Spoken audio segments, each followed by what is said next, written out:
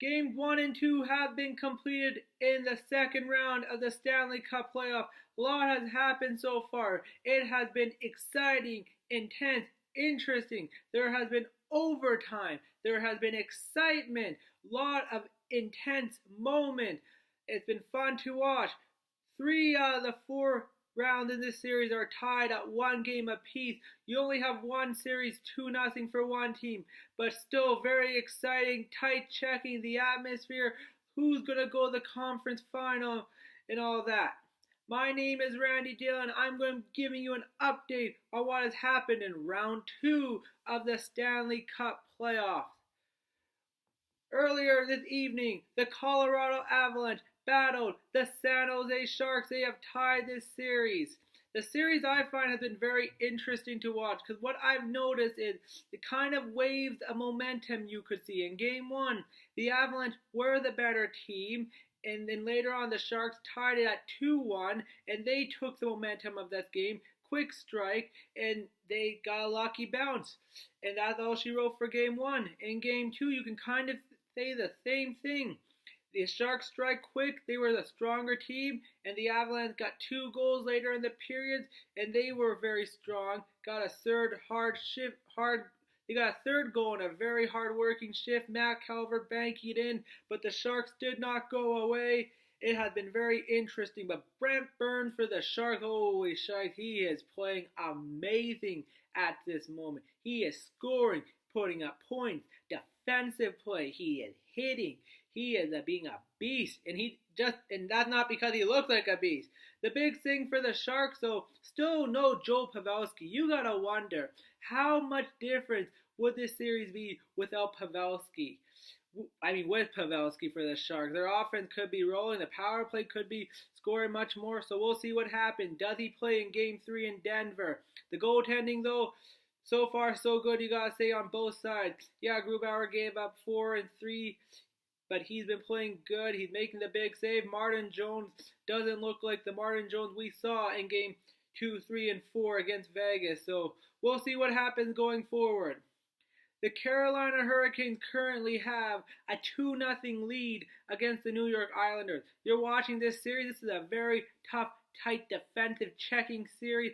I don't know, maybe because how the rosters are constructed or how the coaching had the system playing, but it's been very tight. Not much offense going out there, so you have to be sharp on their chances. The big thing for the Hurricanes, though, is they're getting swatted like flies pretty much. No Shefnikov, no Ferland, no Martmuk. Earlier, they lost Van Riemsdyk in that game very quickly, and then Mrazek went down. But give credit to Curtis McElhinney. He came in there like a pro, played strong, made the big saves, kept the Hurricanes' hope alive to take a 2-0 series lead. The Islanders are playing good, but they just can't score a goal. 1 goal right now so far, where against the Penguins, they had 7, 8 with an empty net, against the Penguins the first 2 games. The Islanders, they gotta get some goals here. If they don't get the offense rolling at any time in Game 3, they could go down 3-0. That's gonna be a hard feat, but the big question is, who's gonna start for the Hurricanes in Game 3. Most likely you're going to see McElhinney unless Mrazek is ready to go.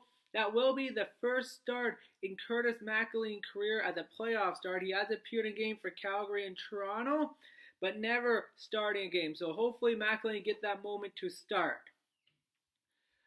In Big D for Game 3, the Blues and the Stars are tied at 1 game apiece. This series has been very interesting in the goaltending sense, I would say. Game 1, Ben Bishop wasn't his best, gave up maybe an odd goal, and that really the Stars couldn't recover. In Game 2, the Stars struck quickly and went up 3-0. Binnington did let an odd goal, but I've been impressed with Jordan Binnington. I really thought as a rookie goalie, you've seen in the playoffs, sometimes they just fall off the map, but he's been playing strong. He's not getting rattled. That's a big thing for the Blues and confidence.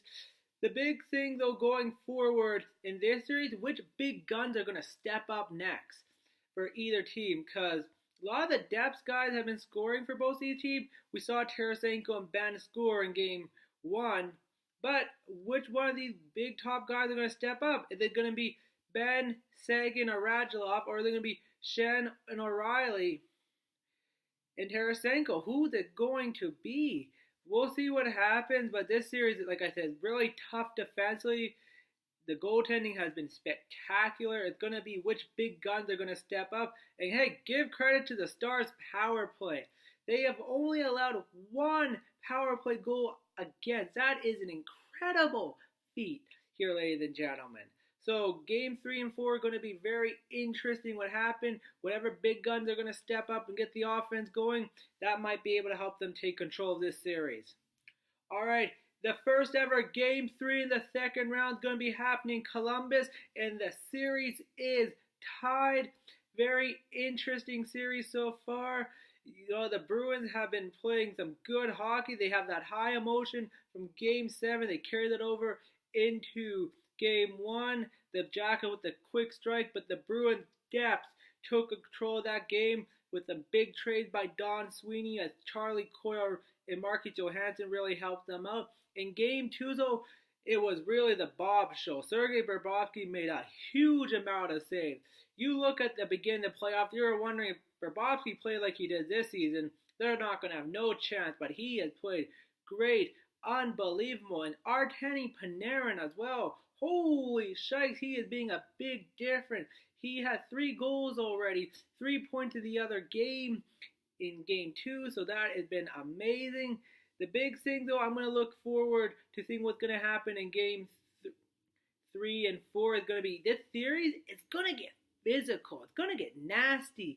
The teams are going back and forth. You saw the comments with Marchand in Game 1, and then Dubinsky saying, oh, you thought Game 2 was loud in Boston. Just wait till Game 3. So it's going to be very interesting as these two teams are now getting really into it. It's going to get physical. Great goaltending from Rask and Bobrovsky. The big thing, though, for the Bruins will be Marchand and Bergeron will really need to help out the offense. They have been great defensively, no doubt about it. But they can get the offense going. They might be able to take the series in Boston's favor. For Columbus, you got Duchesne going. You got Panarin going. But can they keep this going? Maybe some depth guy can pick it up, because if the big guys are going, you need the secondary scoring, because you know Bergeron, he's good defensively, he can shut you down. The second guys, the depth guys need to pick it up. Well, that's your update for round 2, everyone. I hope you enjoyed. Game 3 and 4 are going to be happening this week, and then maybe some Game 5s on the weekend. I will see you all later. Enjoy the rest of the second round of the Stanley Cup Playoffs. I'll give you another update later. My name is Randy Dillon. Have a great night. I hope you're watching some hockey.